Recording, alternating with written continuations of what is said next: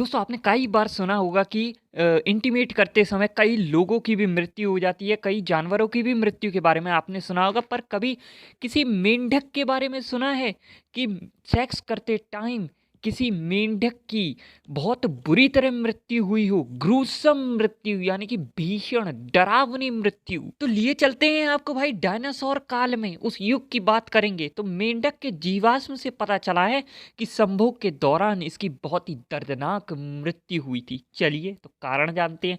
ऐसा क्या जोश में आ गया था भैया, ये लगता है पहली बार गर्लफ्रेंड बनाई थी। तो जो साइंटिस्ट है उन्होंने एक नई खोज की है। उन्होंने एक मेंढक का जीवाश्म पाया है जो 100 मिलियन वर्ष पहले डायनासोर के संग रहा करता था। और उससे भी दिलचस्प बात तो ये है कि इस मेंढक का पेट अंडों से भरा हुआ था, जिससे पता चलता है कि जब इसकी मृत्यु हुई तब यह संभोग की प्रक्रिया में था। यह मेंढक जो है वो वैज्ञानिकों द्वारा पाया गया अब तक का सबसे पुराना मेंढक है। थोड़ी सी चौंकाने वाली बातें पढ़ते हैं कि मेंढकियां दोस्तों गर्भवती नहीं होती हैं, इसके बजाय मादा मेंढक जो होती है वो अंडों के एक समूह को विकसित करती हैं जो ग्रेविड अवस्था में देने के लिए तैयार होते हैं। और उसके बाद क्या होता है कि जो नर द्वारा अंडों को फर्टिलाइज किया जाता है। थोड़ा सा इसके बारे में डिटेल से बता देता हूँ। एक्चुअली क्या होता है कि वैसे तो सारे मेंढक अंडे देते हैं, लेकिन कुछ एक होते हैं जो लल्लू दे देते हैं, मतलब डायरेक्टली टेडपोल यानी कि मेढ़कवा दे देते हैं, बाकी सब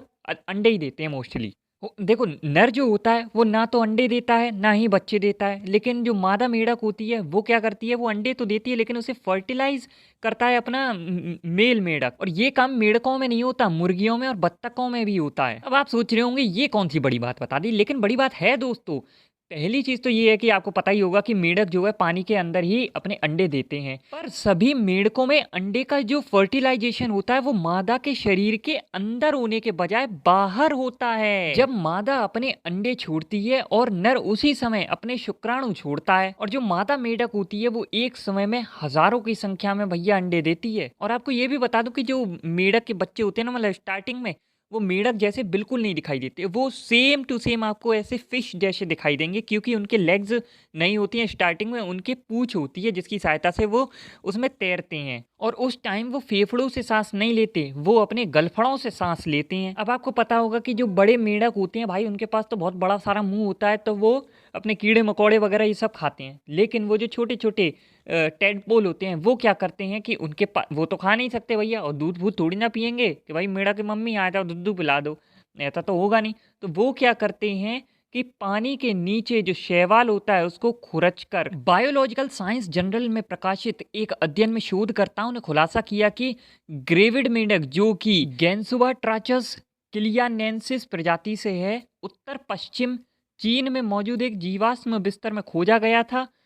और यह प्राचीन काल का है, क्रेटेशियस काल। और ये टाइम कितना लंबा है, कितना पुराना है, तो 145 मिलियन से 66 मिलियन वर्ष पूर्व। और इस टाइम के जो मेढक होता है ना वो मिल पाना बहुत ही दुर्लभ होता है। और उनमें से भी ऐसे मेढक जिनके सॉफ्ट टिश्यू जो हैं वो संरक्षित हैं वो तो और भी ज़्यादा दुर्लभ हैं। शोधकर्ताओं ने नोट किया कि नमूना अभी भी अधिक असाधारण है, और यह एक गर्भवती मेंढक का सबसे पहला डॉक्यूमेंटेड रिकॉर्ड है। जो फ्रॉग था वो अभी भी स्केलेटली इमेच्योर यानी अपरिपक्व था। फिर साइंटिस्टों ने इस मेंढक की तुलना अन्य नमूनों के साथ की। वैज्ञानिकों ने जीवाश्मों की गणना टोमोग्राफी स्कैन की मदद से इसके कंकाल का एक उच्च रिजोल्यूशन मॉडल बनाया और एक्सरे के उपयोग से इसके अंडों की संरचना का विश्लेषण किया। और इस विश्लेषण यानी एनालिसिस से क्या पता चलता है कि जो मैंने बताया था अभी की मेढकी अभी भी कंकाल के रूप से अपरिपक्व थी, इमेच्योर थी ना, इसका मतलब था कि वह शारीरिक रूप से पूरी तरीके से विकसित होने से पहले यौन रूप से प्रजनन करने में सक्षम थी। हालांकि आधुनिक जीवन की बात करें तो अब ये जानवरों में होना आम बात होती है, लेकिन इससे पहले इसका कोई प्रत्यक्ष जीवाश्म प्रमाण नहीं था। कि टोड और प्राचीन मेढकों के मामले में भी ऐसा ही था। लेकिन अब हमारे पास प्रमाण है। जीवाश्म विज्ञानी बायोक्सिया कहते हैं जो रिप्रोडक्शन का विकास है यानी इवोल्यूशन है, विशेष रूप से रिप्रोडक्शन की जो स्ट्रेटजीज होती है वो बायोलॉजिकल जो इवोल्यूशन है उसका एक महत्वपूर्ण हिस्सा है। प्रारंभिक मेढकों द्वारा जो अपनाई गई रिप्रोडक्शन की स्ट्रेटजीज है उनको समझने से उनके जो पूरा जीवन है, उनकी जो हिस्ट्री है प्रजनन की यानी रिप्रोडक्शन की, उसके बारे में वैल्यूएबल इंसाइट्स यानी अंतर्दृष्टि मिल सकती है। अब आते हैं आपके स्टार्टिंग वाले क्वेश्चन पर कि भाई ऐसा क्या हुआ कि सेक्स करते टाइम वो मर गया।